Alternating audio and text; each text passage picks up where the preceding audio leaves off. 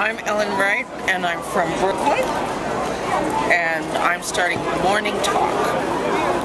Pops is in bed today. Mama tells Odessa to be quiet when she cleans upstairs. She takes her hot coffee in her lawn chair and goes to the front stoop to have her usual morning talk with Mrs. Arthur. I come too and put my arms around Mama's shoulders and whisper in her ear, "What's wrong with Pops?" She sips her coffee.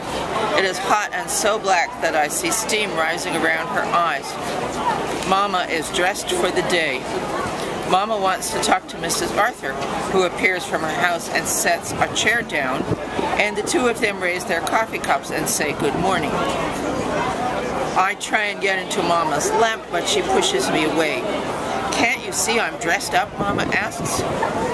Yes, Mama is dressed for the day in a sleeveless white blouse and navy pleated skirt. Her white sandals show off her red toenails. Mrs. Arthur asks, "How's Nate?" Now I say out loud, "What's wrong with Pops that he's staying in bed today?" Mama yanks on my hair, and I know I have said something I'm not supposed to say. Mama yanks my head back. I see blue sky and smell her perfume. Mama says very quietly, "Scags, if you insist on being here, you have to be quiet. Nothing is wrong with Pops. He's a little under the weather." I look again at the blue sky and wonder what weather he is under, but I know I can't ask Mama now. Mama says, "How are you feeling, Ginger? You're not showing much yet." "Showing what?" I ask. Mama gives me one of her "don't push me" looks, and I let go of her and sit on the stoop, my back to her, and listen. I like to listen.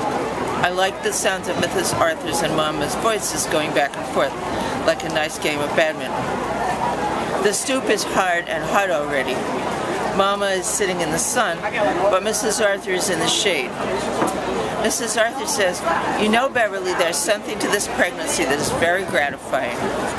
Maybe because Mort waited so long to have a family that he is more attentive, concerned than Julia's father was." What does attentive mean?